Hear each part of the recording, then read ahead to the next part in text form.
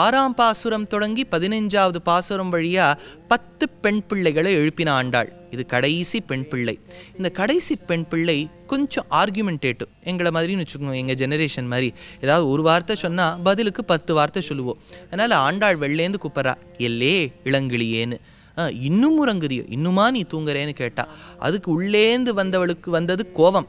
என்னது இது, ஷில்லுன்னு கார்த்தால கூப்பிடுறியா, ஷில்லு என்று அழையேல் மீன், காலங்கார்த்தால உட்காந்து இப்படி கூப்பிடாத.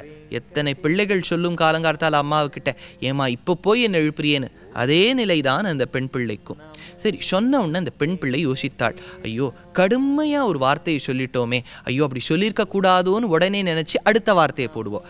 வெள்ளியில் இருக்க ஆண்டாள் மேலே ஒரு வார்த்தை சொல்லுவோம், இல்லைம்மா நீ வரணுங்கிறது தான் எங்களுக்கு இச்சைன்னு சொல்லுவோம். உள்ளே இருக்கிற பெண் வரணும்னு இச்சையாக இருந்தாலும் எனக்கும் எழுந்துக்க முடியலையே, அவள் ஒரு காரணம் சொல்லுவோம். இவ ஒன்று சொல்லுவோம், அவள் ஒன்று சொல்லுவோம், எல்லாம் போயிட்டே இருக்கும்.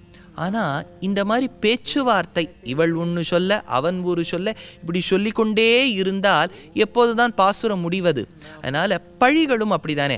வீட்டில் எந்த சண்டை எடுத்தாலும் நீ பண்ண நான் பண்ண, நான் பண்ணலை நீ பண்ணல, இப்படியே சண்டை போட்டுட்டு தான் எங்கே முடிவடையும் என்று கேட்டால், அங்கே வெளியில் இருக்க பெண் சொல்கிறா, நானே தான் ஆயிடுக, சரிம்மா யார் தப்பு பண்ணாங்கிறத விசாரிக்க வேண்டாம், நான் தான் தப்பு பண்ணேன்னு வச்சுக்கோயேன்னு சொல்கிறா. ரொம்ப சத்தியான வார்த்தை இந்த வார்த்தை. எங்கே இது தெரியும்னு கேட்டால்,